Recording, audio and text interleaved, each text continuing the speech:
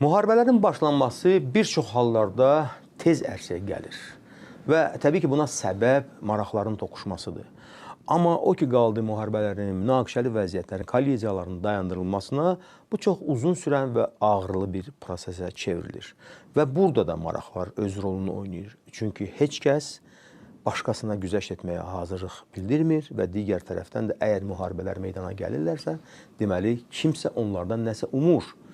Və ümumiyyətlə bəllidir ki, müharibələr də iqtisadi proseslərin özünə məxsus bir təzahürüdür. Yəni, sərt gücün vasitəsilə artıq iqtisadi maraqlar haradasa yer almağa başlayır.